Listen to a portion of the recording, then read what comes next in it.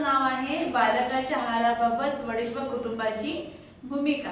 आता जेव्हा आपण एखादा विषय घेतो ना तर त्यावेळेला त्याचा काही एक उद्देश असतो तो विषय घेण्यामागचा। तो उद्देश असा आहे की मातेबरोबर वडील व कुटुंबाला बालकाच्या आहाराबाबत जागृत करणे व बालकाच्या आहाराचा दर्जा सुधारणे। बरोबर आहे। तर जेव्हा आपण एखाद्या मातेला आपण हे सगळं अंगणवाडीच्या माध्यमातून जेव्हा आहाराबाबत जेव्हा माहिती देतो ना तेव्हा फक्त आईपुरती मर्यादित न ठेवता ती आपल्याला वडील आणि कुटुंबातील इतर महिला व इतर सदस्यांपर्यंत ती पोचवायची आहे। आणि ते जर कुटुंबातील इतर सदस्य आणि वडील जर आहाराबाबत जागृत झाले ना तर बालकाचा आहाराचा दर्जा सुधारण्यामध्ये एक मदत मिळेल। आणि आपलं जे ICDSचं जे एक हे आहे उद्दिष्ट आहे की बालकाच्या आहार दर्जा सुधारण्यामध्ये आपल्याला वडील आणि कुटुंबातील सदस्यांची मदत होऊ शकते आणि म्हणून आपण हा विषय या ठिकाणी घेतलेला आहे।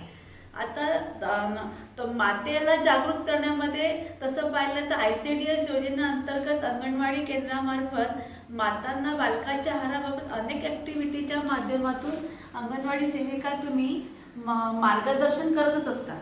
बरोबर आहे। म्हणजे आपण त्याला जागृत करण्याचा खूप ॲक्टिव्हिटीच्या माध्यमातून प्रयत्न करत असतो। बरोबर आहे। आणि तसं आणि याचबरोबर कुटुंबातील इतर ज्या महिला असतात ना त्यांना सुद्धा आपण पोषण आहार सप्ताहाच्या कार्यक्रमामध्ये म्हणा किंवा अर्धवार्षिक वाढदिवस म्हणा किंवा इतर जे काही कार्यक्रम चालतात त्या कार्यक्रम इतर कुटुंबातील महिलांना आपण बोलवतच असतो।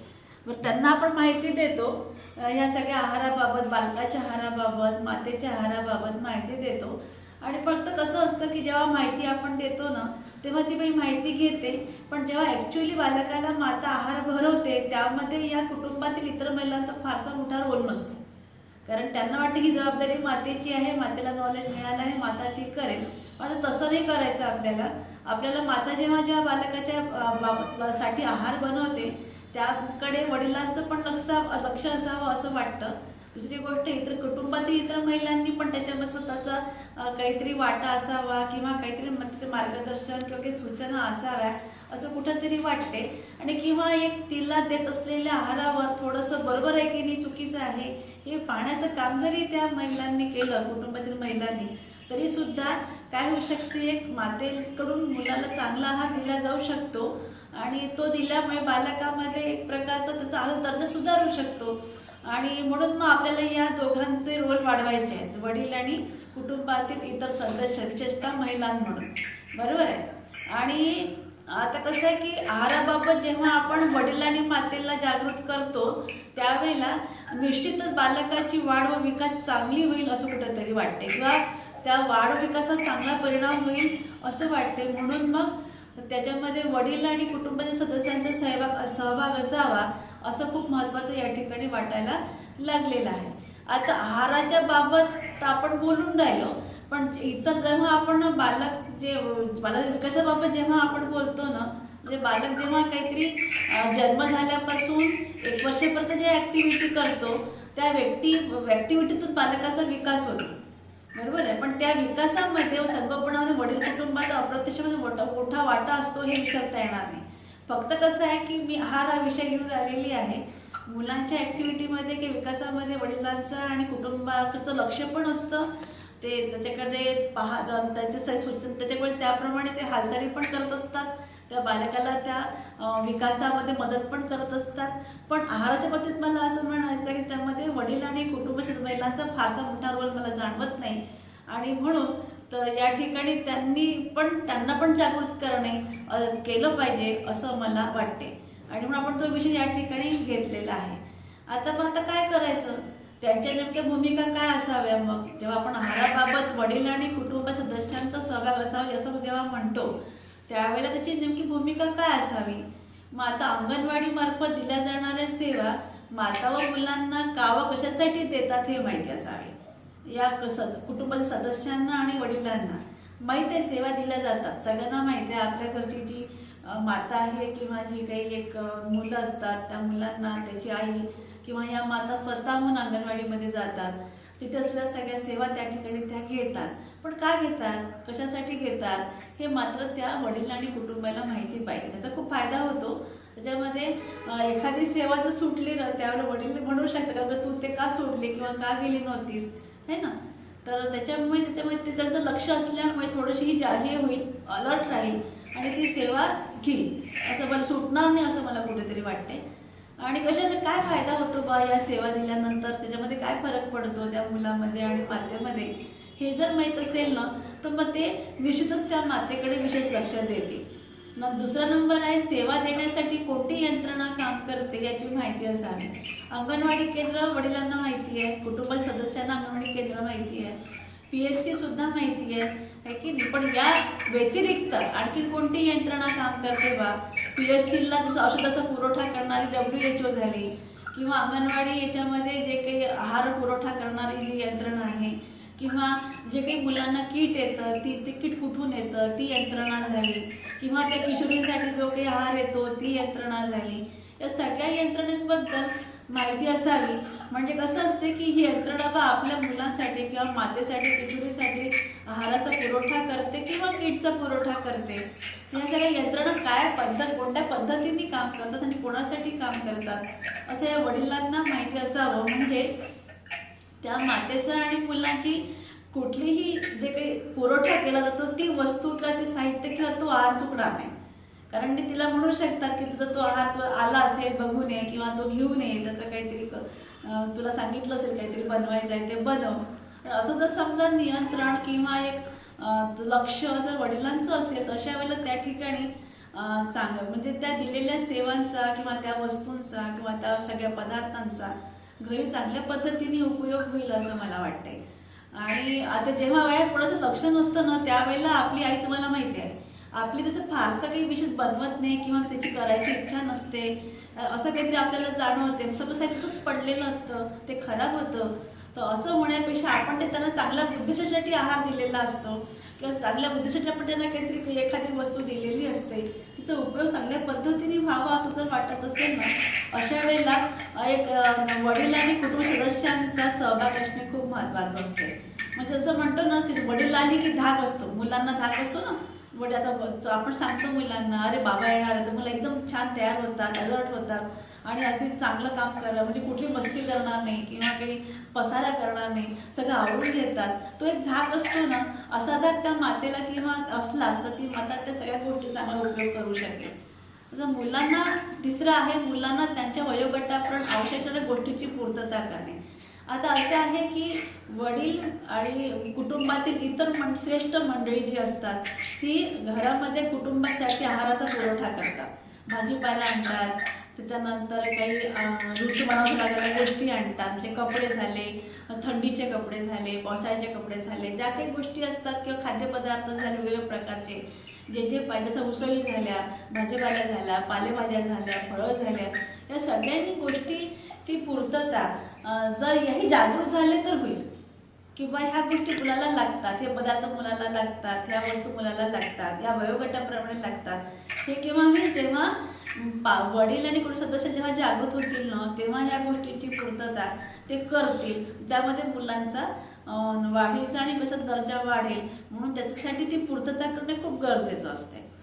त्याच्यानंतर आहे की प्रसूतीपूर्व व प्रसूती पश्चात काळजी कशी घ्यावी याबाबत माहिती मिळवावी जेणेकरून बाळ सुदृढ जन्माला येईल. आता माहिती कुठून मिळवावी? आपण सेविकेला तर काही विचारणार नाही, एक नवरा म्हणून म्हणा किंवा त्या वडील म्हणून तर काही विचारणार नाही का कशी काळजी घ्यायची. पण आपण आपल्या घरी जी काही आपली एक माता किंवा एखादी गर्भवती आपल्या घरून जाते किंवा मुलाची एखादी आई अंगणवाडीमध्ये जेव्हा जाते ती सगळी माहिती जेव्हा अंगणवाडीच्या याच्यातून केंद्रातून घेऊन येते त्यावेळेला आपण आपल्या विचारू शकतो ना घरी तिला का गं तू गेली तुला काय माहिती मिळाली आहे की नाही. आणि कसं होते की आपल्याला अजून एक फायदा याच्यामध्ये असा होतो की जेव्हा एखादी वडीलधारी व्यक्ती किंवा कुटुंबातील मित्र म्हणजे तुला काय विचारलं असं जेव्हा विचारतो ना तर त्यावेळेला तिला वाटतं अरे बापरे घरी गेलं की विचारतात बा म्हणून तुमची माहिती कमीत कमी चांगल्या पद्धतीने ऐकतील. त्या तुम्ही जे काही माहिती देता ना अंगणवाडीमध्ये त्यात तुम्हाला व्यवस्थित कान देऊन ऐकतील, लक्षात ठेवतील, म्हणजे या थोडंसं धाकापोटे. त्याच्यामुळे मग त्यांना काही ती माहिती त्या घरी आणतील आणि घरी आल्यानंतर हे विचारतात बा मध्ये त्यांना सांगतील आणि मग सांगितलं ना त्या पद्धतीने होते आहे की नाही हे पण लक्ष त्या वडील आणि कुटुंब सदस्यांचं राहिलं तर त्याचा सुद्धा परिणाम चांगला होऊ शकतो. आणि आपला मेन उद्देश काय आहे की बाळ सुदृढ जन्माला येईल. तर हे बाळ सुदृढ जन्माला येण्यासाठी प्रसूतीपूर्व काळजीमध्ये ज्या काही गोष्टी ती करते, ज्या आपण पायऱ्या पाहतो की त्या पायऱ्या तिने पूर्ण कराव्या. जसे काही ती नोंदणी झाली, पूरक आहार झाला, त्यानंतर लसीकरण झालं, आरोग्य तपासणी झाली, त्याच्यानंतर लोहाच्या गोळ्या झाल्या. तर ज्या काही गोष्टी आपण प्रसूती झाली, सगळ्या गोष्टीच्या पायऱ्या ज्या आहेत, ह्या पायऱ्या ज्या पूर्ण करायच्या असतात, त्या पायऱ्या पूर्ण केल्या तर निश्चित प्रसूती ही चांगली आहे. त्याच्यानंतर प्रसूती पश्चातमध्ये जे जन्मतः स्तनपान आहे, 6 महिने फक्त स्तनपान, ह्या गोष्टी सुद्धा चांगल्या पद्धतीने होऊ शकतात आणि तेव्हा बाळ सुदृढ होईल हे आहे. त्याच्यामुळे वडिलांचं आणि यांचं कुटुंब सदस्यांचं याच्यावर लक्ष असावं असं मला वाटते. आता पुढचं अंगणवाडीकडून मिळणाऱ्या सेवा बालकाला योग्य वेळी दिल्या जातील यावर लक्ष असावे. चौकस असणे महत्त्वाचं आहे. आज उदाहरणार्थ समजा आता लसीकरण आहे, आपण बोलतो ना आज लसीकरणाला जायचं आहे, किंवा समजा या वडिलांना जर माहिती असेल की सेविका काल येऊन लसीकरणाला आपल्याला बोलवलं आहे, तर ते म्हणू शकते का लसीकरणाला जाल का तुम्ही, आज त्याला घेऊन जा लसीकरणाला किंवा तुम्ही जा लसीकरणाला, असं असेल. आणि झालं की मला सांगा ग, म्हणजे हे चौकसपणा झाला. लसीकरण करून आलं की मला सांगा तुमचं झालं, हा चौकसपणा झाला. असं जर त्या वडिलांनी जरा हा भाग उचलला किंवा याच्याकडे लक्ष दिलं, तर अशा वेळेला त्या बालकाला किंवा त्या मातेला अगदी वेळेवर योग्य वेळी लसीकरण मिळू शकतं आणि तिचं ते होऊ शकतं. त्या बालकाला आणि मातेचा फायदा होऊ शकतो.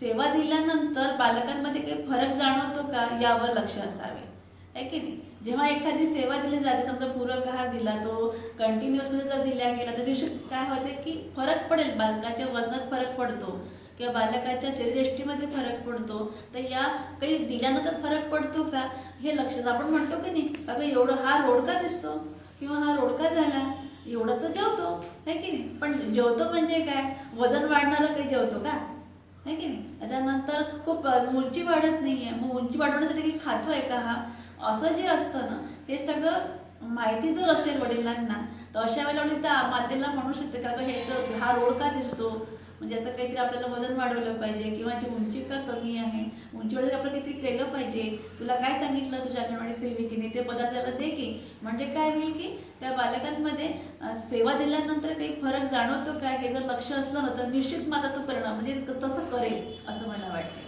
म्हणजे आपण आतापर्यंतचा जो अनुभव असं लक्षात घेतला की आपण मातांना माहिती देतो, पण माहितीचा ती चांगल्या पद्धतीने त्याचा काही उपयोग करते घरी जाऊन, असं काही आपल्याला फारसं दिसलेलं नाही आहे.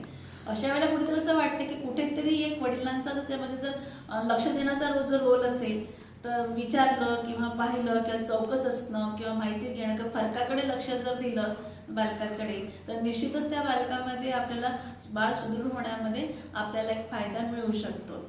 पुढचं आहे की मातेचे दूध बाळाला पुरेसे मिळण्यासाठी मातेला घरी पौष्टिक आहार मिळेल, तसेच स्तनपान करताना अडचणी येणार नाही, शुद्ध व आनंदी वातावरण मिळेल, तिचे आरोग्य चांगले राहील, ही जबाबदारी वडील व कुटुंबाची आहे. आता कशी, आहे की नाही. आता मातेला दूध बाळाला पुरेसं मिळण्यासाठी मातेला घरी पौष्टिक आहार मिळेल, म्हणजे मग ज्या तिला आहार लागतो त्या आहाराची पूर्तता त्या वडिलांनी करावी, बरोबर आहे. पण केव्हा करतील ते, जेव्हा त्यांना ते नॉलेज मिळेल की बा आपल्या या मातेला दूध भरपूर देण्यासाठी कोणत्या कोणत्या खाद्यपदार्थांची आवश्यकता असते. तर हे जर पालकांना किंवा वडिलांना किंवा सगळ्यांना त्याच्यामध्ये जागृत जर झाले किंवा त्यांना जर माहिती मिळाली तर ते आणतील, आहे की नाही. आणि त्या मातेला ते मिळू शकतं आणि म्हणून जागृत करण्याची आवश्यकता आहे. कारण कसं आहे की त्यांना जर माहिती नसेल की त्याबाबत कुठला पौष्टिक आहार दिल्यामुळे आईला दूध भरपूर येतो, त्याच्यात बाळाचं पुरेसं पोट भरतं, तर कुठले पदार्थ असावे हे माहिती नसेल, अशा वेळेला ती जे काही खाते तर ती खाते आहे की नाही. मग ते जे घरी बनलेलं आहे ती खाते आहे, पण दूध येत नाही आहे, बाळ रडतं आहे, पोट भरत नाही आहे, तर मग काय वचं दूध द्या, आहे ना, वचं दूध द्या असं आपण करतो. पण ते त्याची जागृत जर असेल ना, तर त्यावेळी ते म्हणू शकतात की नाही बाईला जरा व्यवस्थित जीव घाला किंवा ते पदार्थांची पूर्तता तेव्हा ते करतील की हे पदार्थ तुम्ही खा म्हणजे तुम्हाला पुरेसं दूध येईल. आणि म्हणून मग ते जागृत जर असेल तर त्याचा पुरवठा ते करतील म्हणजे खाद्यपदार्थांचा. आणि स्तनपान करताना अडचण येणार नाही म्हणजे काय, तर स्तनपान करताना तिला उठवल्या नाही गेलं पाहिजे, बरोबर आहे. तिला ताण नाही दिला पाहिजे, तिला टेन्शन नाही आणलं पाहिजे आणि तिला खूप प्रश्न नाही विचारले पाहिजे, तिला स्तनपान करताना उठता आलं नाही पाहिजे, आहे की नाही. म्हणजे ती एक स्तनपान करण्याची जी प्रक्रिया आहे ना, ती अगदी बाळाला समाधान मिळेपर्यंत पूर्ण झाली पाहिजे. तर याच्यामध्ये ज्या अडचणी येतात हे नॉलेज नसलेल्या माणसांमुळे येतात. किंवा स्तनपान करताना तिला उठवू नये, एक ती अखंड प्रक्रिया बाळाला त्याचं पोट भरेपर्यंत समाधान होईपर्यंत होऊ द्यावी. ते जेव्हा नॉलेज नसतं तेव्हा ते लोक तिला काहीतरी हे कुठे ठेवलं ते कुठे ठेवलं अगं मग ते कोण करेल, ते कामं राहिले ना, असं कुठे तिला ते मध्ये मध्ये ते अडचणी निर्माण करतात. बरं काही प्रश्न विचारतात किंवा एखादी वस्तू मग त्याला उठावंच लागते अशा वेळेला. तर मग ही गोष्ट चुकीची आहे ना. त्याच्यामध्ये काय होतं, बालकाला पुरेसं दूध न मिळाल्यामुळे काय होतं की तिथे ती लिंक तुटून जाते. मग आपण काय म्हटलंय की स्तनपान करताना तिने आपलं म्हणजे तिचं ते असं त्याच्यामध्ये लक्ष मुलाकडे तो स्तनपान करतो काही लक्ष असायला पाहिजे. ती मनाने मोकळी असली पाहिजे, शांत असली पाहिजे, आनंदी असली पाहिजे. त्याच्यामुळे दूध उतरतं बा असं आपण शिकलो नाही या ठिकाणी, बरोबर आहे की. अशा वेळेला ही गोष्ट फक्त आपल्यालाच माहिती आहे आणि ते स्तनपान करणाऱ्या मातेला माहिती आहे. वडिलांना किंवा इतर महिलांना माहिती आहे का? नाही ना. त्याच्यामुळे मग ते स्तनपान करताना अडचणी निर्माण करतात. तिला दिवस स्तनपान अखंडपणे करू देत नाही. आणि म्हणून मग आपल्याला काय करायचं की यांना पण ते सांगायचं की बा तिला अडचणी निर्माण होणार आणि अशी काळजी तुम्ही घ्या. कारण स्तनपान ही अखंड एक प्रक्रिया आहे. ती बालकाला समाधान मिळेपर्यंत पोटपर्यंत ती अखंड करावी लागते. त्याच्यामध्ये खंड पाडता येत नाही हे त्यांना माहिती करून दिल्या गेली पाहिजे. त्याचं शुद्ध आणि आनंदी वातावरण म्हणजे कसं आहे, शुद्ध म्हणजे काय, तिथे कुठल्याही प्रकारचे रोगजंतू किंवा अस्वच्छता कुठल्या प्रकारचा वास असं नसावा. म्हणजे कसं होतं की तिथे जर काही घाणेरडं हे असेल वातावरण असेल त्यावेळेस स्तनपान करताना तिला हे होईल, अडचण निर्माण होईल, व्यत्यय येईल, तिला ते चांगल्या पद्धतीने करता येणार नाही. त्यामुळे शुद्ध वातावरण त्या ठिकाणी असायला पाहिजे. आनंदी म्हणजे असं की तिथे कोणीही कटकट करायला नको किंवा भांडणं करायला नको किंवा तिथे कोणीतरी काहीतरी तिला बोलायला नको, आहे की असं बा असं चेहऱ्यावर त्याचं असं काही एक्सप्रेशन पाहिजे त्या घरच्या लोकांवर की अरे वा छान करते ही, की मुलाला स्तनपान करते, करू द्या, आहे की नाही. चला आता तू स्तनपान तर मग आता आपल्याला पण अनुभव आहे की एकदा बालकाचं पोट भरल्यानंतर बाळ मस्त खेळतं, आहे की नाही. ती त्याच्यामुळे कसं आहे की ते वातावरण तिथे आनंदी असायला पाहिजे. कुठलेही लोक माणसाच्या तोंडावर किंवा बाईच्या तोंडावर ही बा आता हिला निमित्तच मिळालं मुलाजवळ बसायला टाळायला असं त्याच्या चेहऱ्यावर हावभाव नको, आहे की नाही. बसले आता तिथे कोपऱ्याचं मुलाला घेऊन राहिले कामं सगळे असे ते चेहऱ्यावर एक्सप्रेशन येतात, आहे की नाही. चिडण्याचे म्हणा किंवा इतर आणखीन काही तसे नसावे त्या लोकांच्या चेहऱ्यावर. हिला चांगलं स्तनपान करता येईल. मग तिचे आरोग्य चांगले राहील ही जबाबदारी वडील व कुटुंब. म्हणजे तिला कुठल्या प्रकारचा आजार होऊ नये, तिला संसर्ग होऊ नये किंवा त्याच्यानंतर तिला कुठल्या म्हणजे असंच काही म्हणजे त्रास होऊ नये कुठल्या गोष्टीचा. तर असं वातावरण तिचं आरोग्य चांगलं. कारण कसं आहे, आरोग्य हे नुसतं शारीरिक नसतं, मानसिक पण असतं. त्याच्यामुळे मानसिक जर आरोग्य बिघडलं ना मग स्तनपान करताना अडचण निर्माण, स्तनपान चांगल्या पद्धतीने होत नाही. त्यामुळे मानसिक आरोग्य चांगलं असणं खूप महत्त्वाचं असते. आणि मानसिक आरोग्य चांगलं म्हणजे घरात आनंदी वातावरण ठेवा म्हणजे मानसिक आरोग्य चांगलं राहतं. तर ह्या सगळ्या गोष्टींचं नॉलेज त्या वडिलांना असायला पाहिजे किंवा त्या कुटुंबीय सदस्यांना असायला पाहिजे. तर मग तसं तुम्ही त्यांना त्या गोष्टीची माहिती करून देणं गरजेचं आहे. पुढचं आहे अंगणवाडी केंद्रामध्ये आहार वारंवार होणाऱ्या मीटिंगचा माध्यम आढावा घेणे. आता आपण अनेक प्रकारच्या म्हणजे प्रत्येक घरातल्या प्रत्येक व्यक्तीच्या आहारावर मार्गदर्शन करतो अंगणवाडी केंद्रामध्ये. म्हणजे तो म्हातारा असो किंवा प्रौढ असो, किशोरी असो, तर साधारणतः 0 ते 5 वर्षाचं मूल असो, नंतरचं मूल असो, शाळेत जाणारं मूल असो, 2 प्रकारच्या माता असो, या सगळ्यांच्या आहाराबाबत आपण बघा अंगणवाडीमध्ये माहिती देतो ना. मग आता ते घरामध्ये किशोरी मुलगी आहे, मग तिला कशा प्रकारचा आहार असावा, आहे की नाही, ते तुम्हाला मातेला सांगितलेलं आहे. त्यानंतर आरोग्यावर होणाऱ्या मीटिंग म्हणजे आरोग्य बिघडणार नाही यासाठी आपण काय काय काळजी घ्यावी, बरोबर आहे. म्हणजे किशोरीला कुठल्या प्रकारचं लसीकरण असते, मुलांना कोणतं असते, मातेला कोणतं असते, बरं सदर मातेला काय असते, त्या संदर्भ सेवा काय असतात, कोणासाठी असतात, या सगळ्या गोष्टींची जी माहिती आपल्याला अंगणवाडी केंद्राकडून मातेला जेव्हा मिळते तेव्हा या मातेला असलेली माहितीचा आढावा मात्र त्या वडिलांनी कुटुंब सदस्यांनी घेतला पाहिजे. काय सांगितलं तिथे, तुला काय माहिती दिली, बरोबर आहे की नाही. म्हणजे कसं होतं, तसं सांगितल्यामुळे त्या लोकांना एक प्रकारचं नॉलेज मिळते. म्हणजे प्रत्येकच गोष्ट वडिलांना आणि कुटुंब सदस्यांना अंगणवाडी सेविका देणार नाहीये. कुटुंब सेविकाच्या माध्यमातून सेविका आईच्या माध्यमातून त्या वडिलांना आणि यांना पण मिळाली पाहिजे काही ना काही माहिती. कोणाला, वडिलांनी कुटुंब सदस्यांना मातेकडून मिळाली पाहिजे की सेविकांनी काय सांगितलं, आहाराबाबत, कोणी काय खायला पाहिजे, कसं, आणि आपण स्वरूप पण सांगतो. नुसतं काय खावं हे नाही सांगत, कोणाकडं स्वरूप कसं असावं हे पण सांगतो ना. त्याच्यामुळे कसं स्वरूप कसं असावं, कुठले कुठले पदार्थ असावे, कुठले जड आहे, कुठले हलके आहेत, कुणाला कोणते पचतात, आहे की नाही, कोणतं, आणि कुणाला काय काय दिलं पाहिजे, केव्हा केव्हा दिलं पाहिजे, किती किती वेळ कुणाला काय काय खायचं आहे, हे सगळं शिकवलेलं आहे आपण त्या मातांना. तर अशा सगळ्या मातांनी आपल्या वडिलांशी आणि कुटुंब सदस्यांशी शेअर करायला पाहिजे. त्याच्यामुळे मग काय होतं की त्यांना माहीत झालं की ते म्हणते का तू तर म्हणाली होती या किशोरीला उसळी खाऊ घातल्या पाहिजेत, मग उसळी भिजत नाही घातल्या का तू, असं म्हटलं की ती पण उसळ खाऊ घालते. हा गोष्ट खूप फायदा होतो बरं वडिलांना आणि इतर कुटुंब सदस्यांना जर माहिती असेल तर ते म्हणतात मातेला का अशा प्रकारचा हा तू सांगितला होता मग केला नाही का, याचा पण फायदा त्या तिथे होऊ शकतो. आणि त्याचा मग किशोरीला म्हणा किंवा मातेंना म्हणा, मुलांना चांगला फायदा होऊ शकतो. चांगला आहार जर मिळाला तर त्यांचं आरोग्य पण चांगलं राहू शकतं, बरोबर आहे. त्याच्यानंतर पुढचा मुद्दा आहे की बालकाच्या जन्मापासून 6 महिनेपर्यंत फक्त स्तनपान द्यावे लागते, द्यावे लागते हे आपण मातेला सांगितलेलं आहे. मीटिंगमध्ये सांगतो, गर्भधारणेवाल्या महिलांची मीटिंग जेव्हा घेतो तेव्हा आपण त्यांना सांगतो बाबर तुमची डिलिव्हरी झाली की तुम्हाला जन्मता स्तनपान करायचं आहे आणि ते 6 महिने फक्त स्तनपान करायचं आहे, बरोबर आहे. हे तिच्यापुरतं सीमित राहिलं, ते तिच्यापुरतं सीमित राहिलं. आणि जेव्हा ती डिलिव्हरी होते तेव्हा इतर ज्या महिन्याची डिलिव्हरी करायला येतात तेव्हा मात्र त्या प्रयोग करतात. कोणी मग ते झालं की गुळ पाणी दे, सहज पाणी दे, साधं पाणी दे, घुटी दे, एक असा प्रयत्न त्या ठिकाणी केला जातो. मग तो जर टाळायचा असेल ना तर त्या ठिकाणी त्या डिलिव्हरी झालेल्या बाईला या सगळ्या मोठ्या बायांना काहीच नाही बोलतायत, तुम्ही असं करू नका म्हणून, मला सेविकेने सांगितलं गहू देऊ नका म्हणून, स्वाद पाणी देऊ नका म्हणून. तर तुम्हाला तो अनुभव आहे की त्या काय म्हणतात ते. त्याच्यामुळे कसं आहे, त्याच्यापेक्षा त्या बाईच्या नवऱ्याला किंवा मुलाच्या त्या वडिलांना, कुटुंबातील मोठ्या महिलांना जर माहीत असेल ना की हे द्यायचं नाही आहे बा, याच्यामुळे ते फायदा तर काही नाही होत, उलट काय होतं, इन्फेक्शन होतं बाळाला, काय होतं, इन्फेक्शन होतं किंवा त्या बालकाला संडास लागू शकते, बरोबर आहे की नाही. का तर त्याला त्याची ती गरजच नसते. आपण जे म्हणतो की ते पाणी गेलं पाहिजे, तर पाण्याची गरज दूधच पूर्ण करते त्यांना माहीतच नसते.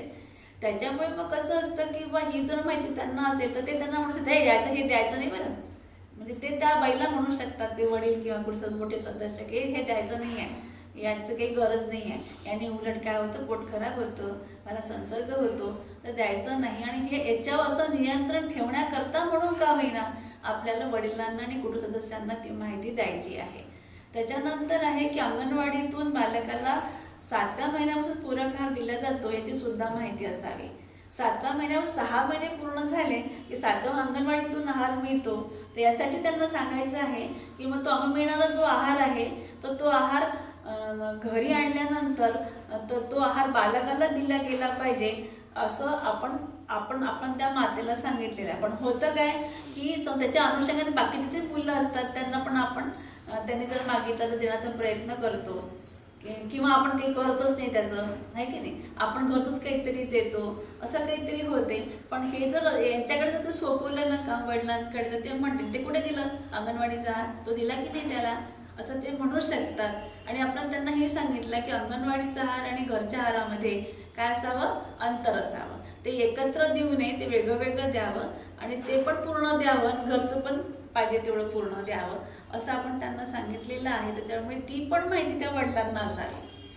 म्हणजे वडील तिला म्हणते किंवा जनावरा तिला म्हणेल की हे बाई असं एकत्र नाही करायचंय, आपल्याला ते वेगळं वेगळं द्यायचं, अंगणवाडीचं एकदा दे नंतर घरचं दे, त्यांनी जसं सांगितलं आहे तसं. जेव्हा आपण मीटिंगचा आढावा म्हटलाय ना घ्यावा, तर मीटिंगच्या आढाव्यात बालकाला कसा आहार द्यावा हे आपण त्याच्यात आहे, तर ते माहिती घेतील वडील आणि त्या आपल्या पत्नीवर किंवा त्या मातेवर लक्ष ठेवतील. त्याच्यातून त्या बालकाला व्यवस्थित आहार मिळेल असं मला म्हणायचं आहे. व्यवस्थित अंगणवाडीचा पूर्ण मिळेल, घरचा पण मिळेल, बरोबर आहे. अंगणवाडीचा जो काही त्याच्यामध्ये आहे ऊर्जा आणि वाढ, याच्यासाठी जो काही आहार अंगणवाडी अंतर्गत दिला जातो त्याचं ऊर्जा आणि वाढीसाठी तो आहे. घरी प्रतिकारशक्तीयुक्त आहार आहे, त्याच्यामध्ये फळं आहेत, भाज्या आहेत, तो पण दिला गेला पाहिजे. त्याच्यामुळे नुसतं अंगणवाडीचा आहार किंवा नुसतं घरचा आहार नाही द्यायचा आहे, तर दोन्ही द्यायचे आहेत. त्याच्यामुळे काय होतं की ऊर्जा म्हणजे एक म्हणजे काय बालकाची शक्ती किंवा बालकाची वजन वाढ आणि दुसरं आहे बालकाची उंचीची वाढ, हे अंगणवाडीचा आहार पूर्ण करेल. आणि प्रतिकारशक्ती, त्याच्यामुळे बालकाला रोग होणार नाही, आजार होणार नाही, प्रतिकारशक्ती वाढेल असा आहार आहे तो घरी आहे. म्हणजे पालेभाज्या आहेत, फळं आहेत, इतर काहीतरी खाद्यपदार्थ ह्याच्यातून बालकाला ते दिल्या गेले पाहिजे. म्हणून हे दोन्ही वेगळं वेगळं हे लक्षात ठेवायचं आणि त्यांना सांगायचं. आणि वडिलांना सांगितलं म्हणजे तिला तसं पद्धतीने तिला म्हणतील, टोकतील, तशा पद्धतीने ते केलं जाईल असं कुठंतरी वाटतंय. जन्मापासूनच वजन घेतले जाते ते 5 वर्षापर्यंत. आता जेव्हा जेव्हा ते डिलिव्हरी दवाखान्यामध्ये होते तेव्हा ते वजन घेतले जाते आणि नंतरचे जे वजन आहेत घरी घ्यायचे जे आहेत नंतरचे ते पण वजन घेतल्या जाण्यासाठी किंवा ते रेग्युलर घेतल्या जाण्यासाठी. कारण त्याच्यात तुम्हाला माहीत आहे की रेग्युलर वजन घेण्यामध्येचा फायदा काय आहे की दर महिन्यात वजन घेतल्यामुळे बालकाचं दर वजन वाढते की नाही हे बघायचं ना आपल्याला. आपलं वृत्तीपत्रक भरायचं असते ना, तर वजन वाढलं की नाही हे बघण्यासाठी आपण दर महिन्याचं वजन घेतो. आणि तुम्हाला हे माहिती आहे की वजन घेतल्यानंतर जे काही वजन वाढ होते किंवा वजन कमी होते त्या अनुषंगाने आपण त्यांना काय देतो, सल्ला देतो. जर वजन वाढ चांगली आहे तर आपण त्यांना म्हणतो की नाही तुझं जे करतो तू बरोबर असं आपण त्यांना म्हणतो. आणि जेव्हा वजन कमी भरतं त्याला आपण त्यांना असं म्हणतो की त्याला आहार वाढव, त्याचा आहार वाढव, त्याला कमी होतोय आहार, त्याचं वजन कमी झालेलं आहे की नाही.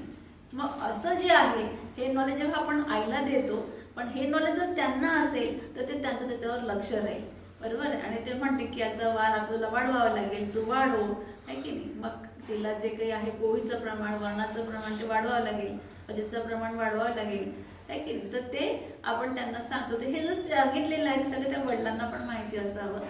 आणि ते 5 वर्षापर्यंत करायचं असते. म्हणजे ज्यामध्ये काय आहे की 5 वर्षापर्यंत ही प्रक्रिया करायची आहे. त्याच्यामध्ये रेग्युलॅरिटी राहण्यापेक्षा किंवा नियमितता राहण्यासाठी आपल्याला तिला ते नियमित ठेवण्यासाठी त्या वडिलांचा जरा काय लागतो, हे लागतो. वडिलांनी म्हटलं की त्याचा परिणाम होतो, बरोबर आहे.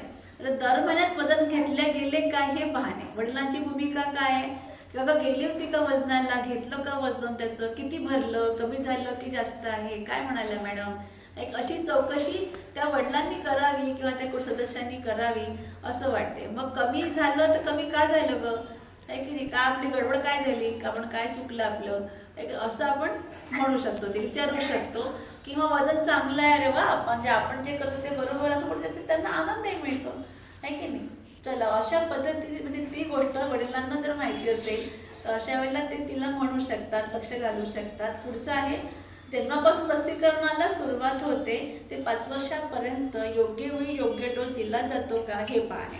आता त्यांना काय करायचं की त्यांना एक तर ते माहीत असावं जन्मापासून लसीकरण सुरू होते बा, ते 5 वर्षापर्यंत असते, ते तर त्यांना माहीत असावं, प्रश्नच नाही. पण प्रत्येक लसीचं ठरलेलं आहे वेळापत्रक, त्या वेळापत्रकाप्रमाणे ते दिलं गेलं पाहिजे, बरोबर आहे, हे पण त्यांना माहीत असावं. आणि मग त्याचं लक्ष पण असावं की आपल्या बाळाला हा डोस होता, तर अशा वेळेला तो डोस दिला गेला की नाही हे जर विचारलं तर अशा वेळेला आई जागृत राहते, आई सतर्क राहते ना, बाबा आपल्याला विचारतात हे दिला की नाही, की त्याच्यामुळे त्यांचं लक्ष असणं गरजेचं आहे. तर ही जी एक सेवा घेण्याची जी प्रक्रिया आहे ना ती अतिशय चांगल्या पद्धतीने होईल, चांगल्या पद्धतीने होईल, चुकणार नाही, त्याच्यामध्ये त्या बाया टाळाटाळ करणार नाही. म्हणून ह्या लोकांचा आपल्याला सहभाग घ्यायचा आहे. पुढचा आहे मातेला अंगणवाडीतून 6 महिनेपर्यंत पूरक आहार दिला जातो का, आहार मिळतो का, ह्या सर्व गोष्टींकडे वडिलांचं कुठं लक्ष असावं. आता मातेला 6 महिनेपर्यंत आहार दिला जातो, मग तो आणला गेला का, तो तिने खाल्ला का, किती वाटप केला, ती आणायला गेलीच नाही, बरोबर आहे. तर जे काही तिला मिळतो मग ते पुडक्याच्या माध्यमातून पॉकेटच्या माध्यमातून मिळते म्हणा, किंवा तुम्ही तयार तिला जो काही देता म्हणा, तर तो जो काही आहार आहे तर तो आहार आणते का ती, त्यानंतर तो ती खाते का, आहे की नाही, आणि एकटी ती पूर्ण खाते की वाटप करते, यावर वडिलांचं लक्ष असावं असं आहे. त्याच्यामध्ये पुष्कळ फरक पडतो. त्याचं वडिलांचं लक्ष असेल तर तो आहार खरोखर ती रेग्युलर आणेल, तिला विचारलं ते आणला की नाही आहार, आणेल. आणि मग तुम्ही जेव्हा काही मीटिंगच्या आढाव्यात म्हटलं होतं की बा त्या आहाराचा काहीतरी पदार्थ बनवा, मग ते बनवले का ग तू, आहे की नाही, बनव, मग ते खा, म्हणजे परिणाम होईल असं ते म्हणू शकतात. तर त्याचा परिणाम होईल, ते माता माझा प्रयत्न करेल आणि त्याच्या पोटात जाईल तर निश्चित बालकालाच फायदा होईल, तिला पण फायदा होईल. तर अशा गोष्टींकडे वडिलांचं कुटुंबाचं लक्ष असावं, त्याच्यामुळे पुष्कळ परिणाम फायदा होईल बालकाच्या वाढीमध्ये आणि विकासामध्ये. तर ती खूप महत्त्वाचा एक काम इथे आहे. नंतर वारंवार आजारपण का येते, आपल्या घरच्या बालकाला सतत वारंवार आजारपण का येते हे याच्याकडे लक्ष नुसतं मातेचं नाही, वडिलांचं पण असावं. वजन कमी का होते, का वजन याचं कमी कमी होते, याला निश्चित काय कारण आहे, हळूहळू कुपोषणाकडे कसा जातो आहे की नाही. आता वजन घेतल्यानंतर तर कुपोषणाकडे जातो, हे आईला विचारायला पाहिजे, मातेला त्याच्या वडिलांनी, किंवा आधीने सांगायला पण पाहिजे, हा गेला कुपोषणात, पण कसा गेला कुपोषणात, काय कारण आहे, तर हे टाळण्यासाठी काय करावे, ही कारणं शोधून काढणे आहे की नाही. कोणी वडिलांनी, कुटुंबाच्या सदस्यांनी शोधून काढणे, उपाययोजना करणे. म्हणजे समजा एखाद्या बालकाला वारंवार आजारपण अस्वच्छतेमुळे येत असेल, परिसर स्वच्छतेमुळे येत असेल, तर ते कारण असू शकते. म्हणजे ते करा, काय उपाययोजना करायच्या तर त्यांनी पालकांनी कराव्या, वडिलांनी कराव्या. बरोबर आहे. वजन कमी होण्याचं काय कारण आहे, की काय मातेला दूधच कमी आहे, की त्यानंतर माताच म्हणजे त्या मुलाला पुरेसा आहार देत नाही आहे, अंगणवाडीमध्ये तर पुरेसा खात नाही आहे, किंवा कुठलं काही त्याला प्रॉब्लेम आहे आजाराचा, तर असं शोधून काढून त्याच्यामध्ये उपाययोजना जर केली आहे की नाही, तर त्याच्यामध्ये पण उपाययोजना करण्याचं काम किंवा शोधून काढण्याचं काम हे वडिलांचंच आहे, किंवा कुटुंब सदस्यांचंच आहे, किंवा हे का असं होते आहे. बरोबर आहे. किंवा आपली माता म्हणू शकते का याला काय झालं, हा असा का वजन कमी का होते, किंवा आजारी का पडतो. बरोबर आहे की नाही. आता आपण मातेला सांगितलेलंच आहे की बा शक्यतो घर स्वच्छ ठेवा, परिसर स्वच्छ ठेवा, वैध स्वच्छता ठेवा, हे केलेलंच आहे. पण येणारे जे आजारपण आहे, जसं संसर्गजन्य आजार आहेत, हे होतात, तर काय काळजी घ्यावी ते आपण मातेला सांगितलेलं आहे, प्रश्नच नाही. पण तशा बाबतीत जागरूकता वडील कुटुंब सदस्यांना पण असावी असं कुठेतरी वाटते, ते पण जागृत असावं या बाबतीत, म्हणजे मग तेव्हा त्यांची मदतच होईल असं मला म्हणायचं आहे. नंतर आहे सगळ्यात महत्त्वाचा मुद्दा, बालकाच्या रीतिरिवाज, बालकाला रीतिरिवाज, जादूटोणा, अंधश्रद्धा यापासून दूर ठेवावे, हा एक खूप महत्त्वाचा मुद्दा आहे. याच्यामध्ये रीतिरिवाज जे असतात, आपण ज्या काही रीतीभाती पाळतो त्या रीतिरिवाजामध्ये माता आणि बालकांकडे दुर्लक्ष होते. बरोबर, दुर्लक्ष होते किंवा केलं जाते, किंवा विशेष लक्ष दिलं जात नाही. त्याच्यामुळे ते जे काही वेळेवर आहार देणे आहे, किंवा वेळेवर जे काही औषधोपचार करणे आहे असते ना, प्रत्येकाला असं काहीतरी वेळेवर गोळी घ्यायची असते, किंवा आपलं सुद्धा बायांचं असं होते, त्या प्रसंगाला गेलो की आपण आपल्या ज्या गोळ्या असतात त्या विसरतोच घ्यायला, आहे की नाही. ज्या गोळ्या असतात आपल्या वेळेवर सांगितलं की काहीतरी तुम्ही सकाळी खाऊन घ्या, आपण नाही खाऊ शकत, एखाद्या प्रसंगात गेलो तर ते आपल्याला उपलब्ध नाही होत, आहे की नाही. असं होऊ शकते, आहे की नाही. पण आता काय असते की आपलं ठीक आहे, पण समजा जे मूल वाढीचं आहे, त्याचा विकास रोज व्हायला पाहिजे, किंवा जी गर्भवती माता आहे किंवा स्तनदा माता आहे, यांच्या बाबतीत तरी ह्या रीतिरिवाजात त्यांना अडकू नये असं मला वाटते. कारण त्यांना रेग्युलर आहार मिळायला पाहिजे, त्याच्यामुळे त्या बालकाला फायदा होतो, मातेला फायदा होतो वजन वाढीमध्ये. त्यामुळे त्यांना हे दूर ठेवा. जादूटोणा म्हणजे कसं असते की काही लोक त्याच्याकडे आकर्षित होतात आणि त्याच्याकडे ते वळतात आणि त्याच्या तो प्रकार करतात. म्हणजे ॲक्च्युली त्या मुलाला जे काही झालेलं आहे त्याच्यासाठी आपण त्याला जादूटोणावाल्याकडे नेलेलं आहे. त्याचं झालेलं जे काही त्याचा आजार असेल, किंवा काही दुखणं असेल, किंवा आणखीन काही त्याचे वजन कमी असेल, किंवा जे काही असेल, तर ते दवाखान्यात नेण्याचे म्हणजे आपण त्याच्याकडे नेतो. बरोबर आहे. तर मग ते नेण्यात काही फायदा काही होत नाही, हे आपण त्यांना मातांना जागृत केलेलं नाही. वडिलांना पण जागृत करण्याची गरज आहे की बाबा तिकडे जाऊ नका, कारण त्याच्यामुळे बालकाची उंची वाढणार नाही आहे, वजन वाढणार नाही आहे, बालकाचा आजार पण जाणार नाही आहे. आणि त्याच्यामुळे तुम्ही आरोग्य केंद्राकडे जर गेला त्याचा फायदा होऊ शकतो. म्हणजे नेमकं आजाराचं निदान करण्याचं काम आरोग्य केंद्र करतं, उपचार करतो, त्याच्यानुसार ते पार बळ होतं. जादूटोणाकडे नेण्याकडे तो काही शोध थोडेच काही आजार, त्याच्यामुळे बरं चान्सेस कमी असतात, तिकडे न नेलेलं बरं. अंधश्रद्धा म्हणजे म्हणजे खूप अशा गोष्टी घरी केल्या जातात, ज्या गोष्टीचं केल्यामुळे बाळ बरा होत नाही, तर अशा गोष्टींपासून त्या बालकांना दूर ठेवायचं.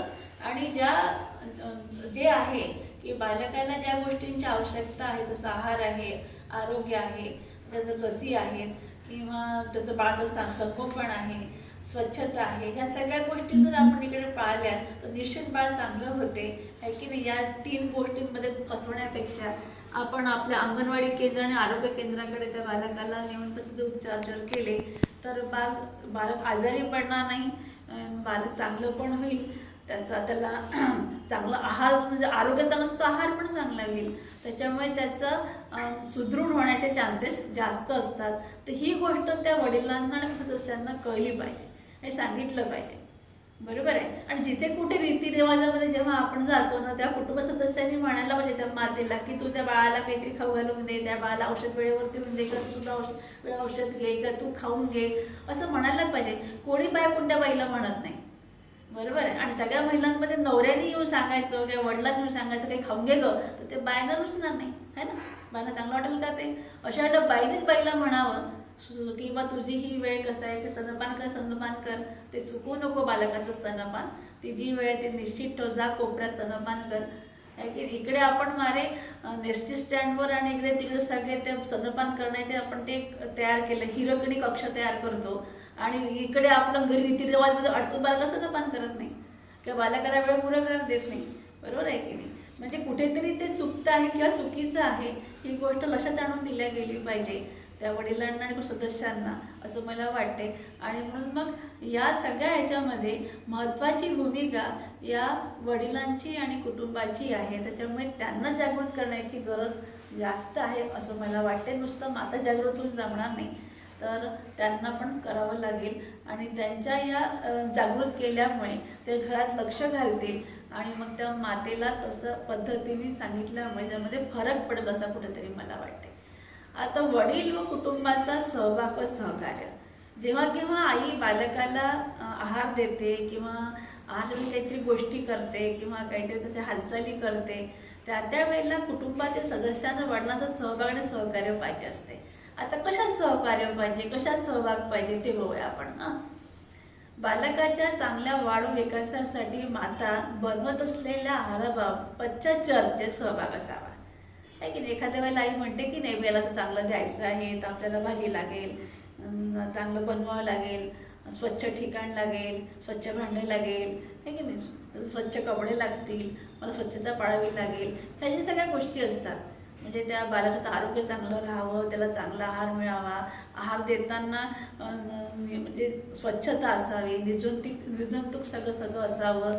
ही सगळी जी गोष्टी आहेत, ह्या गोष्टी जेव्हा आपण आपल्या मनात बोलतो ना किंवा सहज बोलतो, ही जी चर्चा होते त्या चर्चेमध्ये यांचा सहभाग असला पाहिजे. वडिलांचा म्हणा की कुठल्या सदस्यांचा असला पाहिजे की म्हणजे आता बालकाला चांगल्या वाढीसाठी विकासासाठी ज्या ज्या गोष्टी लागतात त्या गोष्टींमध्ये यांचा जर सहभाग असला तर यांना ते कळेल की नाही कडे ही गोष्ट महत्त्वाची आहे आणि ही गोष्ट आपण उपलब्ध करून दिली तर निश्चितच आपल्या बाळाची वाढ चांगली होईल. तर त्याच्यामध्ये त्याचा सहभाग असला पाहिजे, जी काही चर्चा होते त्यामध्ये असायला पाहिजे. आता दुसरं आहे बालकांच्या आहाराबाबत मातेचा काही गैरसमज असल्यास, बालकाला एखाद्या पदाचा त्रास झाल्यास तो दूर करण्यास सहभाग असावा. बरोबर आहे. आता बालकाच्या आहाराबाबत मातेचा जर काही गैरसमज, आता असं असते की तुमच्या घरी वेगळ्या घरची पोरगी येते तर सून म्हणून, त्याच्यानंतर मग तिच्याकडे काहीतरी पद्धती असतात, मग आपल्याकडे काहीतरी वेगळ्या पद्धती असतात. बरोबर आहे. अशा वेळेला आहाराबाबत मातेच्या काही गैरसमजुती समज असतात, है की नाही. तर त्या हे जागृत केल्यामुळे मी सेविकांना असं म्हणते आहे की वडील जागृत असेल किंवा कुटुंबाचे सदस्य जर जागृत असेल ना, तर अशा वेळेला आपण त्या मातेचे गैरसमज हे वडील आणि कुटुंब दूर करू शकते. आणि म्हणून जागृत असण्याची गरज आहे. बरोबर आहे की नाही. त्याच्यामुळे अंगणवाडी सेविकांचा एक महत्त्वाचा रोल असा आहे की त्याच्यामध्ये हे वडील आणि कुटुंबांना जर आपण जागृत केलं ना, तर अशा वेळेला हे जे माध्यमातले जे काही गैरसमज आहे किंवा चुकीच्या पद्धती आहे त्याचा अटकाव बसेल असं मला वाटते. त्याच्यामुळे तिकडे बालकाच्या आहाराच्याकडे काही परिणाम होणार नाही. बालकाला एखाद्या पदार्थ त्रास झाला असं दूर करण्यात सहभाग घ्यावा. आता कसं ती काही एखादा पदार्थ बनवते, त्या पदार्थ घेण्यामध्ये त्या मुलाची कधी इच्छा नसते किंवा घेतल्यानंतर त्याला उलटी होते, असं काही जर होत असेल अशा वेळेला तिथं तुमचा पाहिजे सहभाग, कुटुंबाचा आणि मला सहभाग पाहिजे. अरे काय होत आहे, का बरं त्रास होते, काही चुकीचं होते आहे का, जबरदस्ती दिला जमून राहिला आहे का, तर जाडं आहे का किंवा काहीतरी बरोबर नाही आहे का, चव नाही का व्यवस्थित, काय आहे ते, काय प्रॉब्लेम आहे, तो प्रॉब्लेम तिथे त्यांनी सहभाग होऊन तर दूर करावा असं मला वाटतं. म्हणजे कसं आहे, तर तुमचा काही त्रास झाला, हा आईचं कसं असते की भाई हा घेत नाही, जाऊ दे माता मी याला देतच नाही, तिथेच बंद करून टाकते. बरोबर आहे. म्हणजे मग त्याची घ्यायची इच्छा नाही आहे, जाऊ दे हा थुंकून टाकतो, जाऊ दे याला हा थुंकून टाकतो, याला काही आपण आता हा खातच नाही, बरोबर दे तिथं थांबलं, तिथं आता तो पदार्थ त्याला ती कधी देणारच नाही किंवा नंतर दिवसभर त्याला काही देणारच नाही असं होऊ शकते ना. तर हे चुकीचं आहे. की त्याला दिवसापर्यंत सांगितलं की 4 वेळा आहार दे त्या बालकाला तू, तर पण ते दादा देणार नाही ना त्रास झाल्यामुळे. मग नेमका काय त्रास आहे की नाही? घेण्याची पद्धत चुकीची होती का? त्याला खाता येत नाही का? काय प्रॉब्लेम आहे त्या ठिकाणी? त्या वडिलांनी कुटुंब सदस्यांनी जावं, बघावं, पाहावं आणि तो प्रॉब्लेम दूर करावा. म्हणजे तिथे त्या बालकाचा आहार थांबणार नाही असं मला म्हणायचं आहे. किंवा तिथे ते थांबेल ना, ते थांबलं नाही पाहिजे. त्याचं पुढचं आणखीन 2 तासांनी कुठला तरी आहार तिच्याकडे असावा, तो तिला दिला गेला पाहिजे त्या बालकाला, असं मला वाटते. म्हणून त्याच्यामध्ये या वडिलांचा आणि कुटुंब सदस्यांचा सहभाग असावा, म्हणजे त्या बालकाचा आहार बंद होणार नाही असं मला म्हणायचं आहे. पुढचं आहे, बालकाच्या जन्मापासून आनंदी वातावरण ठेवण्यास स्तनपान करताना येणाऱ्या अडचणी सोडविणे कुटुंबाच्या सदस्यांनी सहकार्य करणे अपेक्षित आहे. आता कसं आहे की बालकाच्या जन्मापासून मुलगी झाली नाराजी, मुलगा झाला आनंद, बरोबर आहे. दुसरी पोरगी झाली परत नाराजी, आहे की नाही? असा जो काही प्रकार आपल्या घराण्यांमध्ये चालतो, तर अशा वेळेला जे काही मूल जन्माला आलं ते जर निरोगी असेल, त्याचे हातपाय चांगले आहे की नाही, ते मूल चांगलं आहे, नॉर्मल आहे, अशा वेळेला तिथं आनंदी असणं गरजेचं असतं, बरोबर आहे की नाही? तर अशा वेळेला तिथं आनंदी नसलं तर तुम्हाला मी सांगितलंय की जेव्हा जेव्हा घरातले लोक एखादं अपत्य झाल्यानंतर आनंदी जेव्हा नसतात, त्याचा परिणाम त्या याच्यावर होतो, त्या बाळाच्या आईवर होतो. आणि बाळाच्या आईवर तो परिणाम झाला तर स्तनपान उतरण्यामध्ये प्रॉब्लेम येतो.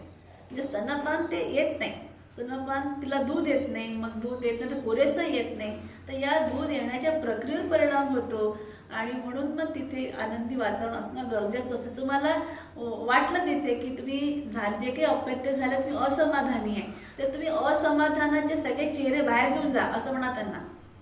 सगळे तुमचे चेहरे बाहेर घेऊन जा, कारण जे अपत्य झालं त्याला दूध तर द्यावंच लागणार आहे, बरोबर आहे. त्याला स्तनपान तर करावंच लागणार आहे, तिथं त्या बाळाला तिला सांभाळावं तर लागणारच आहे. अशा वेळेला त्या मातेचं जे काही अपत्य नाराजी जर असेल तर अशा लोकांना पहिले बाहेर काढा, बरोबर आहे. आणि तिथे जे काही लोक आहेत त्यांना सांगा की अरे वा छान छान आहे, अपत्य चांगलं आहे, निरोगी आहे, व्यवस्थित आहे, अशाला वा छान छान असं करायचं. आणि त्या बाईला स्तनपान करताना स्फूर्ती येते असं म्हटल्यामुळे, त्याच्यामुळे स्तनपान प्रक्रिया चांगली होते. त्यामुळे वातावरण आनंदी असणं खूप गरजेचं असतं. तर स्तनपान करताना येणाऱ्या अडचणी सोडवणे. आता ती जी काही आहे स्तनपान करणारी जी महिला आहे, ती माता आहे, तिला स्तनपान करताना काही जमत नाही, काही अडचणी येतात आहे, देता येत नाही आहे, बरोबर आहे. कसं पकडावं हे समजत नाही आहे. अशा वेळेला कुटुंबातील सदस्य जे असतात त्यांना माहीत असते, खूप जणांना माहीत असते, पण आपण जे शिकलो की योग्य पद्धत, स्तनपान करण्याची योग्य पद्धत, याच्याबद्दल अंगणवाडी सेविका तुम्ही त्याच्या कुटुंबातील इतर महिलांना जागृत करा असं मला म्हणायचं आहे. आता मी वडिलांना तर नाही म्हणणार, पण ते जे आहे कुटुंबातील इतर ज्या महिला आहेत त्या महिलांना तुम्ही जागृत करा. म्हणजे आपण जे म्हणतो की योग्य पद्धतीने स्तनपान करा, त्याच्यामध्ये मातेला पण त्रास होणार नाही, बालकाला सहज स्तनपान मिळेल, त्याच्या पोटात ते सहज दूध जाईल, अशी प्रक्रिया होण्याकरता आपल्याला त्या कुटुंबातील इतर महिलांना सुद्धा स्तनपानाची योग्य पद्धत सांगावी लागेल.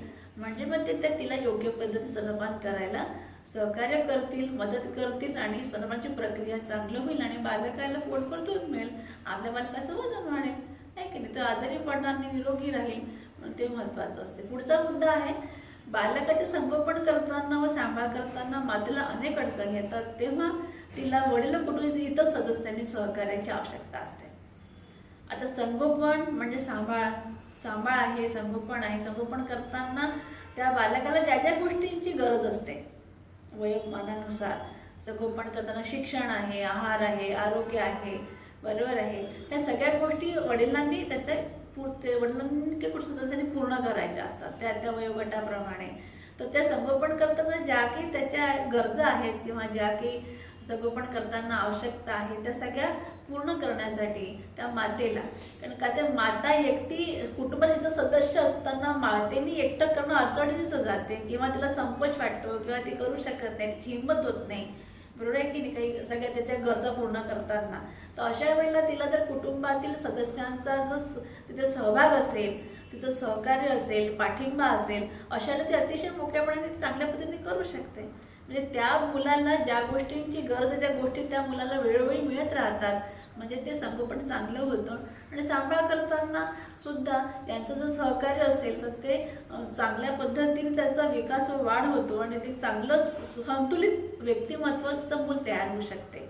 संतुलित व्यक्तिमत्व एक मूल तयार होते आणि म्हणून मग आपल्याला या वडील आणि कुटुंबांची खूप सहकार्याची आवश्यकता असते. पुढचं आहे बालकासाठी तयार होणाऱ्या आहारामध्ये तसेच तो आहार बालकाला भरवताना काही कमतरता व त्रुटी असल्यास लक्ष घालून दूर करण्यात कुटुंबाचा वडिलांचा सहभाग असावा. आता बालकासाठी तयार होणाऱ्या आहारामध्ये जो काही तो आहार तयार करते, आपण सांगितलंय, शिकलोय आपण त्याच्यामध्ये की जेव्हा एखाद्या बालकाचा आहार तयार करतो त्यामध्ये सगळे घटक असावे. कर्बोदके, प्रथिने, स्निग्ध पदार्थ, जीवनसत्व, खनिजे, क्षार असावे, आहे की नाही. म्हणजे मग वरण भात, भाजी, पोळी, मीठ, तेल, तूप जे काय असेल, भाजी, वरण भात, भाजी, पोळी, आहे की नाही. त्यानंतर तेल, तूप, मीठ जे काय असेल तर असं त्या एका वेळेला द्यावयाच्या आहारामध्ये हे सगळ्या गोष्टी असाव्या असं आपण शिकलेलो आहोत. बरोबर आहे की नाही. मग नुसतंच वरण भात, नुसतंच वरणपोळी असं देणं हे योग्य नाही. त्या बालकाला मग ते पण लागेल ना, प्रत्येका शक्तियुक्त भाजी लागेल, फळं लागतील, मग ते कशा पद्धतीने द्यायचे, आहे की नाही. तर तो आहार तयार करताना आणि मग भरवताना, बरोबर आहे की नाही, कसा भरवायचा, आहे की छोटे घास भरवायचे, मोठे घास भरवायचे. भरवताना मग काही वेळ आहे, नुकतंच बिस्किट देऊन परत जेवण देते आहे का, ती वेळ बघा. तो खाणार नाहीच, त्याचं पोट भरलेलं आहे, तो पुरं काढता येणारच नाही. मग त्याचं काही अंतर ठेवलं की नाही, 2 मध्ये बिस्किट दिल्यानंतर किंवा पुरं काढलं की अंतर असायला पाहिजे, म्हणजे की नाही. त्याच्यानंतर काही देत असताना काही म्हणजे त्रुटी जाणवल्या तुम्हाला, म्हणजे काही चुकीचं देते आहेत का, काही चुकीचं देते आहे का, काही चुकीचं काही, जसं आपण स्वरूप शिकलो, आहे की नाही. अतिशय 6 महिन्याच्या आतल्या बालकाला आपण पाण्यासारखा पातळ आहार देतो. नंतर 7 ते 9 पर्यंत आपण एक असं काहीतरी खिरीसारखा देतो. मग त्याला थोडंसं मोठ्या माणसांचंही चालतो. आणि पैसा समजा काहीतरी खूप पाणीच देत असेल, म्हणजे 1 वर्षापर्यंत पाणीयुक्त आहार जर देत असेल तर मुलाचं वजन नाही वाढणार. तर त्याला सूज जास्त येते, त्याला बाथरूमच जास्त येते, त्याला आहार तर मिळतच नाही, त्यामुळे त्याचं वजनही वाढत नाही. मग ह्याच्या कशा लहान लहान चुका असतात किंवा त्रुटी राहून जातात, आहे की नाही. त्याच्यामध्ये ते सगळे घटक आले की नाही, ते अर्धवटच जर आले असतील, ह्याची त्रुटी काही राहत असतील, तर अशा वेळेला हे लोक जागृत असणं खूप गरजेचं आहे की नाही. कधी कधी आईला खूप घाई असते, आई शॉर्टकट मारते, कधी काय जाऊ दे म्हणते, काय एकदा न दिल्याने काय फरक पडून राहिला म्हणते, आज फक्त भातच जेव, आज फक्त वरण भातच जेव, आज फक्त तू पोळी तेल न पोळीच खा, असं एक दुसऱ्याने काय फरक पडतो असं आई म्हणते. पण फरक पडतो. कारण मुलांना जसं आपल्याला स्वतःला वरण भात भाजी पोळी जशी रोज लागते, तर आपलं आरोग्य निरोगी राहते, त्याच पद्धतीचं मुलाचं पण असते ना. इकडे तर आपल्याची काय वजन वाढीचं किंवा उंचीचं आता काही राहिलेलं नाही, पण तिकडे तर दर महिन्यात उंचीची वाढ पाहिजे, दर महिन्यात वजन वाढ पाहिजे. मग ती असं नुसतं एक दिवस वरण भात खाऊन दुसऱ्या दिवशी फक्त वरण पोळी घेऊन जमणार नाहीये. आणि त्याच्यामुळे समजा त्याचं आणि एचबी पण वाढायला पाहिजे. त्याच्यामध्ये पालेभाज्या आल्या, भाज्या आल्या, फळं आलं, तर असं करून थोडीच जमणार आहे.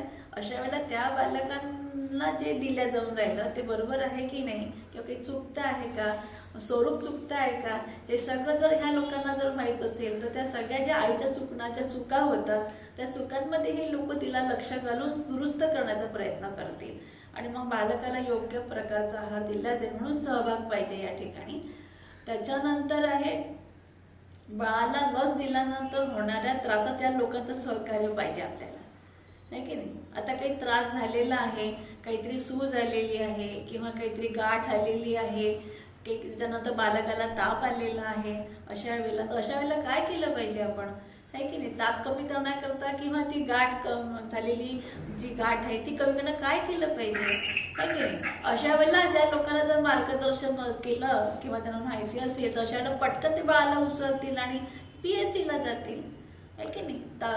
ताप आला आता गाठ आली, त्याला सूज आली, त्याला काय करायचं, लवकर उचलतील, तिथं जातील किंवा NMला फोन करतील, NMला विचारतील की काही थोडंसं नॉलेज तर घरी काहीतरी उपाययोजना करतील किंवा तुला काय सांगितलं होतं ग, ताप आला तर काय करावं सांग आम्हाला, आपण तशाकडच्या गोळ्या देऊया.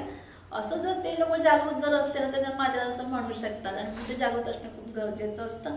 आता वजन घेतल्यानंतर वजन कमी जास्त भरल्याच्या पुढे काय करावे, आहे की नाही? त्याच्यामुळे मग कसं की याच्यामध्ये पण सहभाग असं काही ते म्हणू शकतात ना, अरे वजन कमी आहे तर तुझं आहार वाढून दे ना, असं म्हणू शकतात ते लोक, बरोबर आहे की? नॉलेज असेल तर. त्याच्यामुळे कसं त्यांना नॉलेज असणं खूप गरजेचं असतं, असं पण मला मदत करू शकतील. एखादा मोठा आजार झाल्यास तो नियंत्रण आणण्यासाठी विचार-विनिमय व निर्णय घ्यायचा आहे. त्याच्यात वडील कुटुंबाचा सहभाग असणं आवश्यक असते. कधी कधी लहान मुलांना छातीमध्ये होल असते, कधी कधी एखाद्या बाळाला निमोनिया खूप खोकला होतो, खूप सर्दी होते, खूप कफ होतो, मग निमोनिया होतं, पुन्हा दवाखान्यात जावं लागते. असे जे निर्णय असतात हे निर्णय कोण घेतं? वडीलच घेतो ना, किंवा कुटुंबातील मोठे सदस्यच घेतात ना, बरोबर आहे? अशा निर्णय घेण्यामध्ये सुद्धा त्यांचा सहभाग असला तर बालकाला वेळेवर उपचार मिळेल आणि बाळ जगेल, आहे की नाही? त्याचा मृत्यू होणार नाही, असं पण असं असतं. आणि म्हणून मग त्याच्यामध्ये त्या सगळ्या लोकांचा सहभाग असणं खूप गरजेचं असतं, म्हणजे बाळ निरोगी राहील आणि मृत्यूचा धोका टळेल, शिवाय वजन कमी होणार नाही, कुपोषणाकडे जाणार नाही, असं ज्यामध्ये असू शकतं. आणि म्हणून मग त्या कुटुंबाचा वडिलांचा सहभाग असणं खूप गरजेचं असतं, त्याचं लक्ष असणं खूप गरजेचं असतं, ते जागृत असणं खूप गरजेचं असतं, आहे की नाही? आता हे लोक जर जागृत झाले, समजा वडील आणि कुटुंबाचे सदस्य जागृत, तर फायदे काय होतात? झाले हे लोक जागृत, त्यांना तुम्ही अंगणवाडी सेविकांनी सगळ्या मीटिंगच्या माध्यमातून किंवा काहीतरी करून त्यांना जागृत केलं तर काय फायदे होतील? तर त्याचं वडील व कुटुंब जर जागृत झाले तर खाद्यपदार्थ मध्ये म्हणजे भाजीपाला फळांचा उत्तम पुरवठा करते. जेव्हा त्यांना कळेल ना की बा या बालकाच्या वाढीसाठी ह्या पदार्थांचा किंवा या भाजीपाल्याचा किंवा फळांचा फायदा होतो, तर अशा वेळेला ते लोक ती गोष्ट उपलब्ध करून देतील तुम्हाला की हे घ्या, भाजीपाला घ्या, खाद्यपदार्थ घ्या, आणि काय फळं भाजी जे उपलब्ध आहेत ते आपल्याला खूप महागडे बिगडे फळं नाही पाहिजे, कुठून तरी आणायचे वगैरे नाही, तुमच्या गावात जे उपलब्ध आहे, म्हणजे तसे एक दृष्टी त्या माणसाला येते. म्हणजे मला काय म्हणायचं आहे की जेव्हा आपण त्या माणसाला जागृत करतो ना, त्यामुळे दृष्टी येते की नाही रे बाबा, आपल्याला त्यांनी सांगितलं होतं तर ही गोष्ट दिल्यामुळे बालकाला फायदा होत असेल, वाढ विकास चांगला होत असेल, त्यामुळे ह्या गोष्टी दिल्या पाहिजे. तो त्याच्यात त्याला तशी दृष्टी येते त्या माणसाला, मग त्या गोष्टी जो आणतो आपल्या पत्नीला किंवा मातेला किंवा आपल्या त्या घरातल्या महिलेला उपलब्ध करून देतो, तर ती दृष्टी त्याला येण्यासाठी सुद्धा हे गरजेचं आहे, त्याला जागृत करणं. घरामध्ये पुरेसे खाद्यपदार्थ असल्यास आईचाच ताण कमी होऊन जाईल. आईला जर खूप सगळं असं दिसलं ना, तर अशा वेळेला आईला वाटते आता मी याचं हे करीन, त्याचं मी ते करीन, ते करून खाऊ घालेल, त्याला हे करून खाऊ घालेल, आहे की? आता काही लोडच नाही आहे, काही नाही आहे असं पण प्रश्नच येत नाही. आता नाही आहे काय करू मी, काय देऊ याला, काही घरात काहीच तर नाही आहे माझ्या, हे पोटाचं वरण पोळी तर खाऊनच नाही राहिलं, त्याला आता कंटाळाच येतो, दुसरं काय करू, असा जो ताण येतो ताण येणार नाही. जो सगळं उपलब्ध करून दिलं असेल तर किंवा सगळ्या घरात असेल तर, म्हणून मग तो एक फायदा आहे. माता बालकाच्या आहारात काटछाट करणार नाही. काटछाट म्हणजे काय सांगितल्याप्रमाणे तेच, आता वरणपोळी दे, बाकीचं राहू दे, आता तेल नाही आहे राहू दे, तेल कमी आहे टाकूच नाही राहू दे, काय फरक पडते आज नाही टाक, अरे पाहिजे त्या रोज तेल हवं आहे. कशासाठी? त्या बालकाला ऊर्जा येण्यासाठी. जसं आता हे पोळी खाल्ली तर वजन वाढतं, बटाटा खाल्ला तर वजन वाढतं, केळं खाल्लं तर वजन वाढतं, बरोबर आहे की? साखर खाल्ली तर वजन वाढतं. तशाच प्रकारची एक ज्याला आपण एनर्जी म्हणतो, एनर्जी है ना, एनर्जी, ऊर्जा, एक अशी स्फूर्ती येण्याचं काम तेल करतं. खूप तेल नाही त्याचं आपल्याला, पण बालकाच्या आहारात थोडं तेल तरी असायला पाहिजे. दुसरी गोष्ट कसं आहे की त्याचे जे आतमधली जे सगळे आहे प्रक्रिया, त्याच्यामध्ये ते ऑइलिंगचं काम करतं. तेल जे आहे तर ते सगळं ऑइलिंगचं काम करतं, शरीरामध्ये सगळ्या ज्या प्रक्रिया होतात, त्यामुळे त्याला त्या तेलाची आवश्यकता असते. तर ते त्याला त्याच्यामध्ये असते, ते काटछाटवरती करणार नाही. मग तेल आहे घरात, एखादा केळं आहे, बटाटा आहे, साखर आहे, सगळं आहे, ते काही बनवू शकते त्याचं, त्याला साखर पण देईल, बटाटा केळं पण देईल, किंवा वरण भात भाजी पोळी छान तयार, त्याचं तेल आहे, मीठ आहे पुरेसं, आयोडीन निघतं, तर ते टाकेल त्याच्यामध्ये, त्याला चव आणि म्हणजे अशी काटछाट करणार नाही, सगळं टाकेल त्याच्यामध्ये. दुसरा पुढचा आहे की घरात बालकासाठी आहार तयार करताना भरवताना चांगलं वातावरण राहील, आहे की नाही?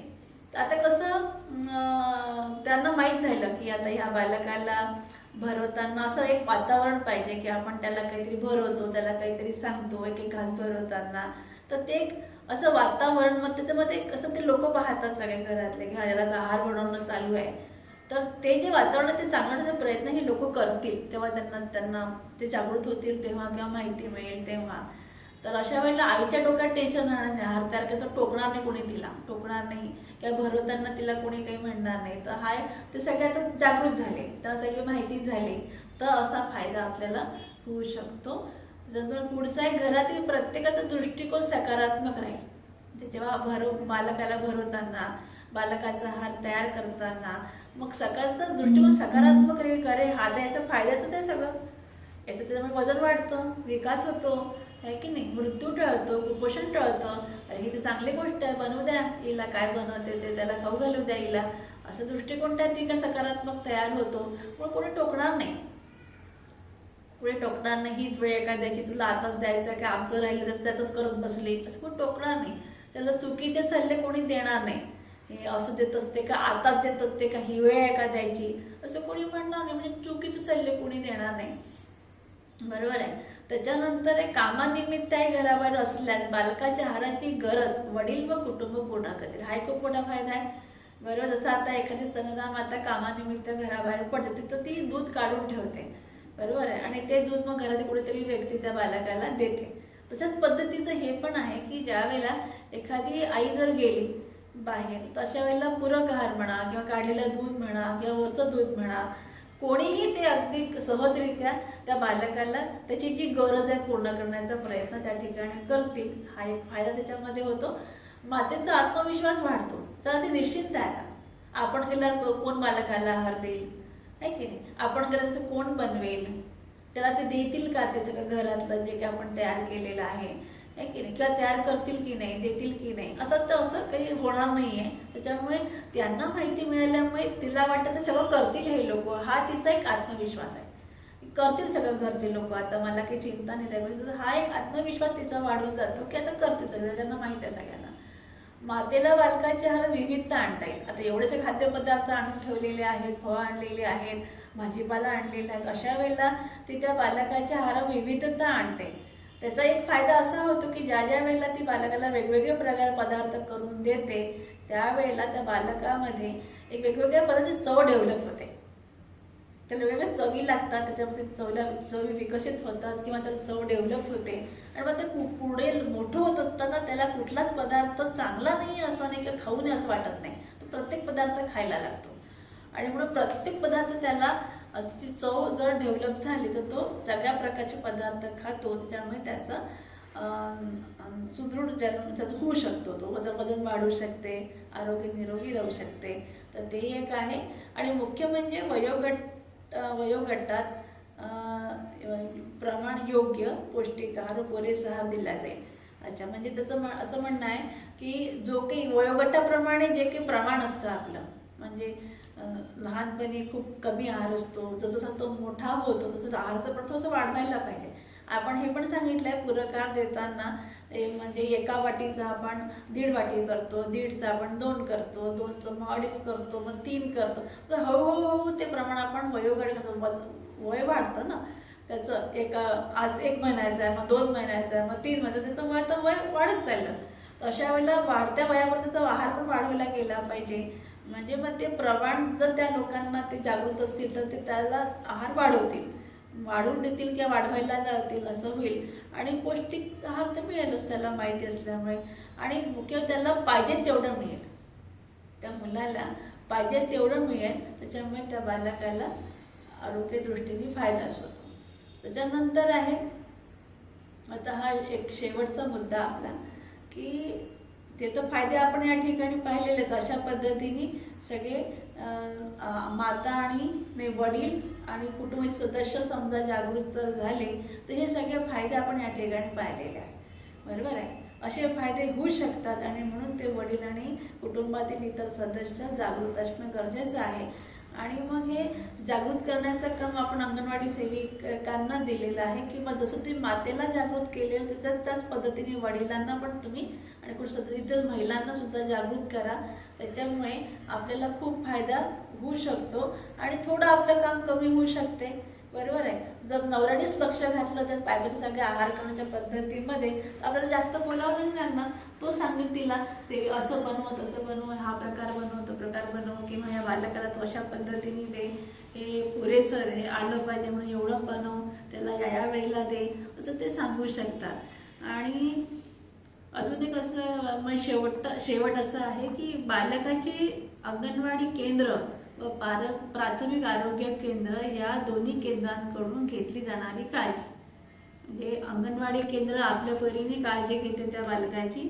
ICDS अंतर्गत आपल्याला बालकाची काळजी जेव्हा घ्यायला सांगितली आहे, कारण त्यांना सुदृढ बालक पाहिजे आहे आणि इकडे अनिरोगी बालक पाहिजे. कुठल्याच प्रकारचे आजार, कुठल्याच प्रकारचा संसर्ग, कुठल्याच प्रकारचं ते बुटकेपणा किंवा ते बारकेपणा त्यांना नको आहे.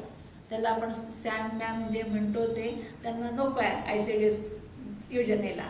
बरोबर आहे. म्हणजे निरोगी लेकरू पाहिजे आहे त्यांना आणि सुदृढ लेकरू पाहिजे आहे त्यांना. म्हणजे अंगणवाडी केंद्र आणि प्राथमिक दोघं मिळून आपल्या बालकाची काळजी घेतात.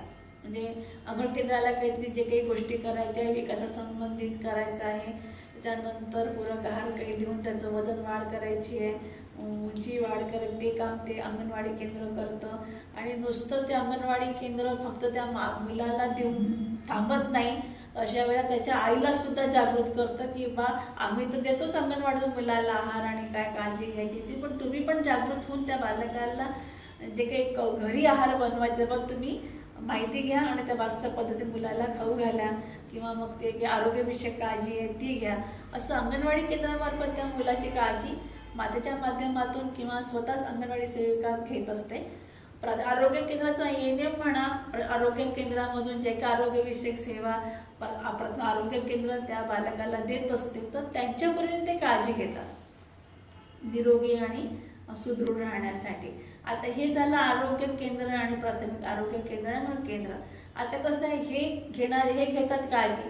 मग इकडे जे आपलं कुटुंब आहे, कुटुंब म्हणून आपल्याला जी काळजी घ्यायची आहे बालकाची, आहे की नाही, म्हणजे ते केंद्र आणि आपण या काळजी बालकाची जी काळजी आपल्याला घ्यायची त्यात योग्य ताळमेळ बसवायला गेला पाहिजे. तेव्हाच बाळ कुपोषणमुक्त सुदृढ निरोगी आनंदी राहील. बरोबर आहे. म्हणजे आपण जे काही घरी काळजी घेतो ती काळजी आपल्यालाच घ्यायची आहे.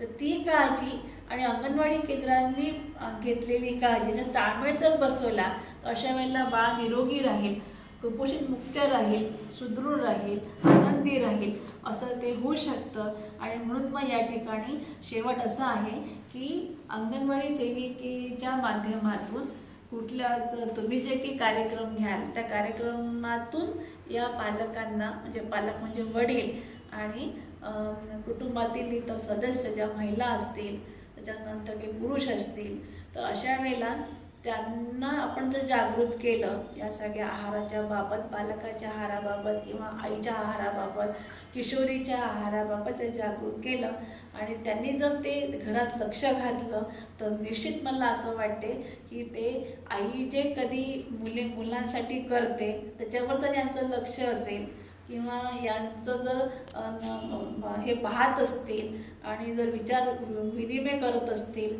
चर्चा करत असतील, त्याच्यामध्ये सहभागी जर होत असतील अशा वेळेला, तर निश्चितच आपल्याला बाळ पुढच्या वेळेला कुपोषणमुक्त सुदृढ दिसेल असं मला वाटते. ठीक आहे. तर अशा म्हणजे हा जो एक विषय आहे, हा विषय घेऊन मी आली होती.